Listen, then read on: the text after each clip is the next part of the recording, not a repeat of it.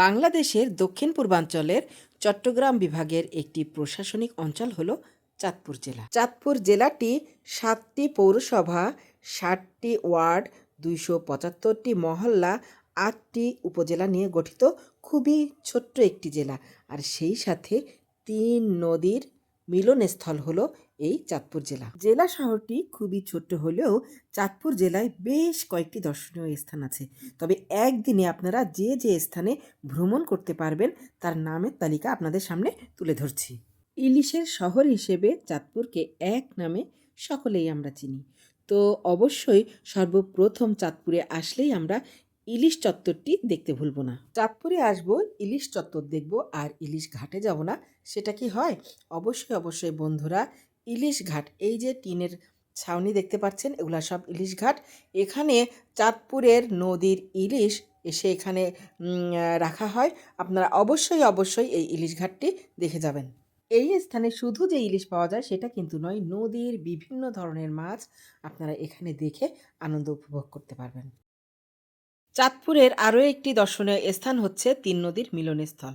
পদ্মা, মেঘনা এবং ডাকাতিয়া, এই ৩ নদীর মিলনস্থলে বিশাল একটি জলরাশির সৃষ্টি হয়েছে। পর্যটকদের কাছে এই ৩ নদীর মিলনস্থলের স্থানটি খুবই আকর্ষণীয়। তো যারা পর্যটক আছেন এই ৩ নদীর মিলনস্থল স্থানটি দেখার জন্য ওখানে যায়। আপনারা স্পিড বোট এবং নৌকায় ওই স্থানটি ঘুরে দেখে আসতে পারেন।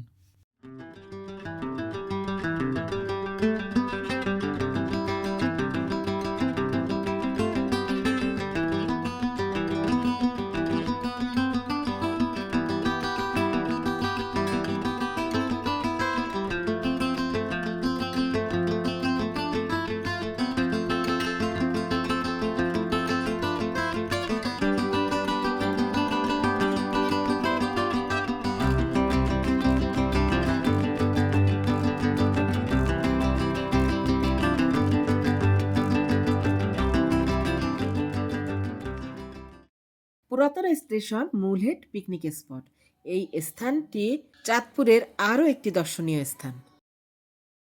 মিনি কক্সবাজার বা মিনি সমুদ্র সৈকত, এই স্থানটি চাঁদপুর এবং শরীয়তপুরের মিলনস্থলে অবস্থিত। এবার আমি যে স্থানগুলোর সাথে আপনাদের পরিচয় করিয়ে দিব, এইগুলা একদিনে দেখা সম্ভব নয়, তবে আপনাদের হাতে সময় থাকলে আপনারা দেখে আসতে পারেন। এটি হচ্ছে রূপসা জমিদার বাড়ি, অঙ্গীকার ভাস্কর্য, লৌহগড়া মঠ, হজরত শাহরাস্তি রহমতুল্লাহির মাজার, চাঁদপুর পুরাতন লঞ্চঘাট,